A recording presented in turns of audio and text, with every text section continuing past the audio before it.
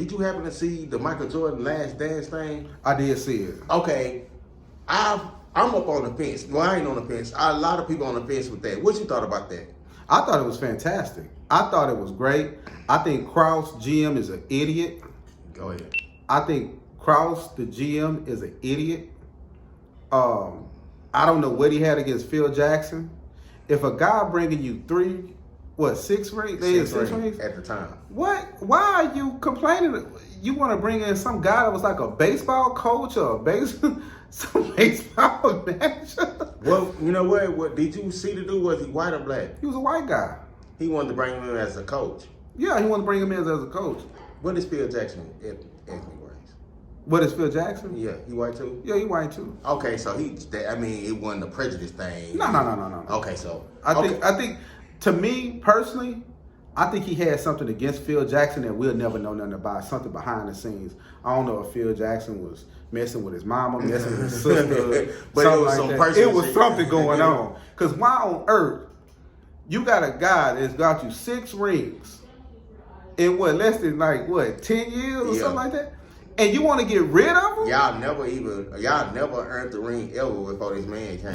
Dude, Chicago, before Jordan, they'd be happy to have 120 people in the stadium. Yeah. You got the biggest star in basketball ever. This guy had a statue outside the stadium. Most guys get statues after they dead and gone. Yeah. This guy had one then. You want to? This guy tell you, look, Phil gone, I'm gone. I'm telling you, I'm not staying. I'm not staying. What's stupid to me as an owner, because the owner that owned the Bulls owned the White Sox too. As an owner, I'd have got rid of the GM. Got rid of that nigga. You got to be nuts. I'd have offered Michael Jordan a boatload of money. We say, look, Mike, sorry for the inconvenience. I got you and your family a trip. Y'all go to Vegas. You go do this, I ain't know this was going on behind the scenes. Yeah. As an owner, you let this happen. And you look at the Bulls. They ain't did shit since. They might have been to the playoffs one time since then. Since then. They might have been to the playoffs. I ain't gonna lie, they was even though they had Derrick Rose and everything, they still couldn't. Oh, Joaquin Noah, they can't get it together. I mean, the Bulls. I think personally, the Bulls would never be what they were. When Jordan, Jordan, Pippen, you had the Worm, Tony Kukoc. He came and he was to the pole. He started Jud doing good. Craig Hodges, which they let him go because he was standing up for the black shit. Horace Grant was over there killing him. And then, let me get back to the Jordan thing. So what I seen on what I didn't like, I was like one of the biggest Michael Jordan fans in school. Yeah. So what I didn't like, I'm grown now. But what I didn't like is I didn't like the fact, one, I didn't like how they were scrubbing Scottie Pippen. If you know he signed the fucked up contract when he first started, my nigga, because he really basically took the contract to take care of his family. Yeah, he did. Okay, now, granted, you got to pay your dues. Let's just, for the sake of argument, just say he paid his dues all the years they was not winning, when they was losing to Detroit and Boston and all that. But when they started winning, and he came back to you and said, hey, bro, I need my contract renegotiated. You did not want to negotiate the man contract. Well, you got 2 people you could take that up with, the owner and Krause.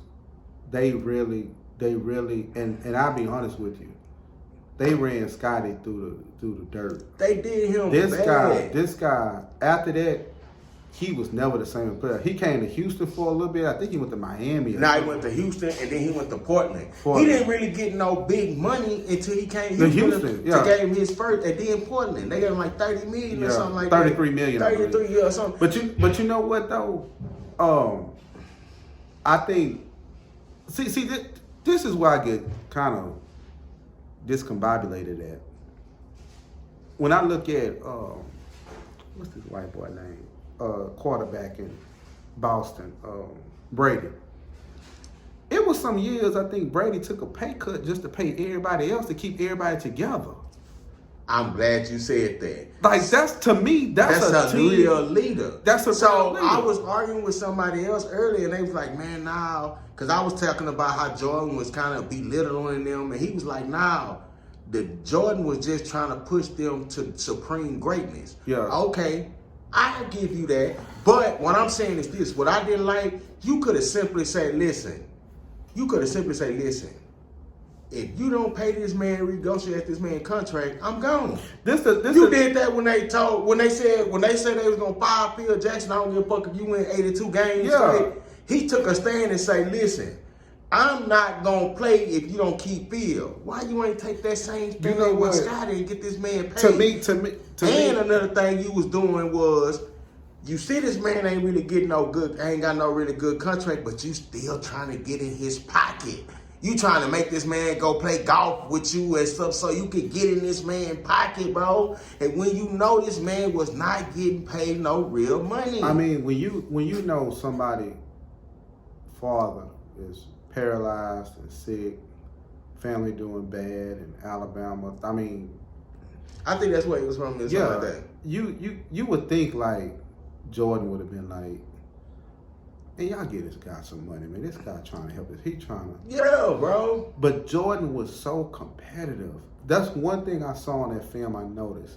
They used to play that little game with the quarters and pitching. No, it wasn't even. He would sit there all day till he give me some change, somebody. I got to win this game. I'm like, hey, you got to be playing basketball at 30 minutes. He out there gambling, bro. He had a gambling problem. He playing gambling. I think it was a mix of competitiveness and greed, bro. Why is you trying to? I feel like nobody get the money you getting. So, and he fucked up. He didn't even want to come back 1 year. He set out half a year because they didn't want to pay the man. But you could have stood up and said, "Bro, make sure this man get paid." Yeah. If he would have stood up and say, "Look, I'm going to a whole nother, I'm going to opt out my company," they would have paid him, bro. That's one thing I say.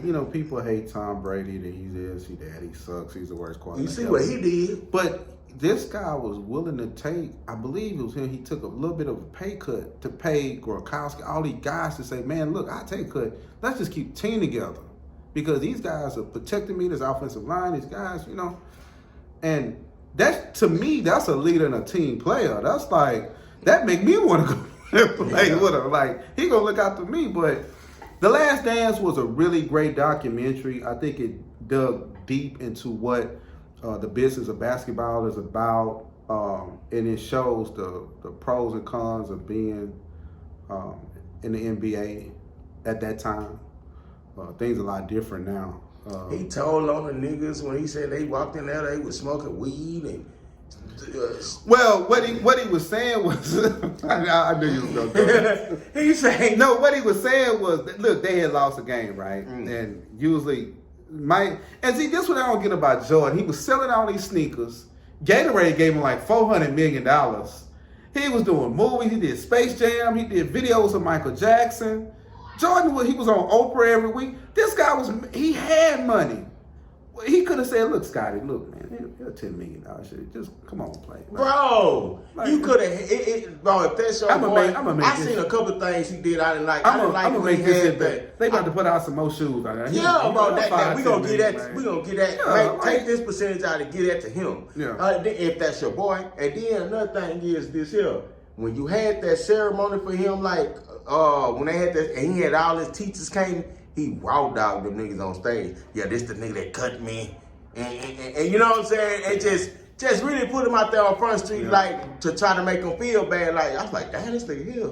Like, this nigga's crazy. Like, he ain't give a fuck about none of that, bro. It's a crazy situation, man, but, The Chameleon now shit he did with Chameleon now, how he did him.